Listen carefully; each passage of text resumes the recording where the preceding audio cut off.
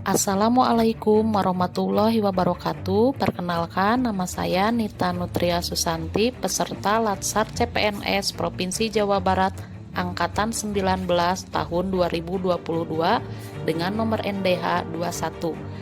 Kesempatan kali ini saya akan memaparkan tentang analisis isu dan gagasan kreatif mewujudkan smart governance. Apa itu isu dan analisis isu?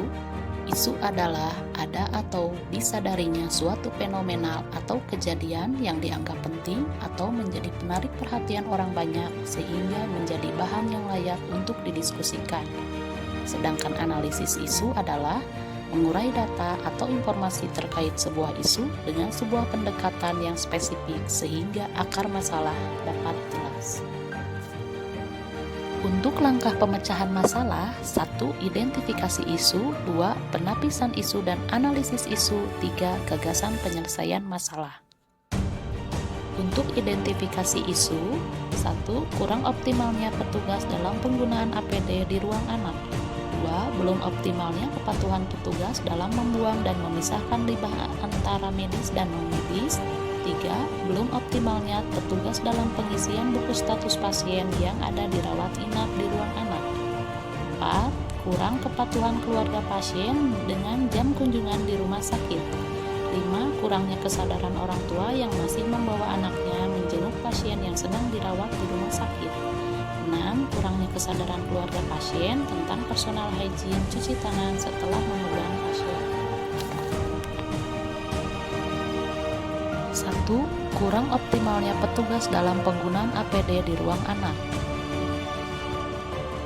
Keadaan saat ini masih adanya petugas yang tidak menggunakan APD. Dampaknya adanya peningkatan risiko infeksi nosokomial dan akan meningkatnya beban pengeluaran rumah sakit. Pihak yang terdampak yaitu petugas, pasien, keluarga, dan rumah sakit. 2. Belum optimalnya kepatuhan petugas dalam membuang dan memisahkan limbah antara medis dan non-medis.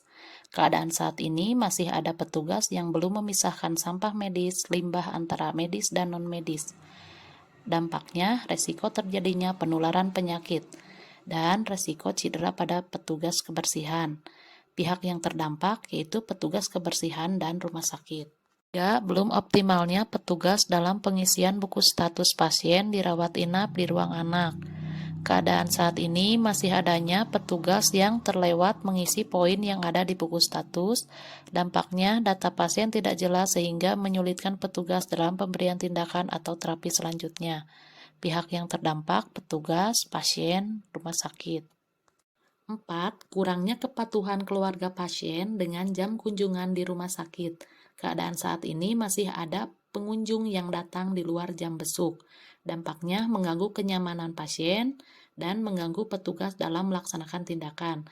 Pihak yang terdampak yaitu pasien, petugas, penunggu, atau pengunjung. 5. Kurangnya kesadaran orang tua yang masih membawa anaknya menjenguk pasien yang sedang dirawat di rumah sakit. Keadaan saat ini masih adanya orang tua yang membawa anaknya yang sehat ke rumah sakit. Dampaknya resiko terjadinya penularan penyakit. Pihak yang terdampak yaitu anak. 6. Kurangnya kesadaran keluarga pasien tentang personal hygiene cuci tangan setelah memegang pasien. Keadaan saat ini masih adanya penunggu atau pengunjung pasien yang tidak cuci tangan sebelum dan sesudah memegang pasien. Dampaknya resiko terjadinya penularan penyakit. Pihak yang terdampak yaitu pasien, petugas, dan penunggu. Untuk pemilihan isu utama dengan tapisan isu metode USG, di sini didapat peringkat ke-1 yaitu kurang optimalnya petugas dalam penggunaan APD di ruang rawat ruang anak. Ini untuk analisis penyebab core isu dengan Fishbone. Ini untuk pemecahan masalah metode SWOT. Untuk gagasan kreatif yang dapat diusulkan, 1. Alternatif penyelesaian yaitu sosialisasi kepada petugas tentang pentingnya pemakaian APD saat pelayanan kepada pasien.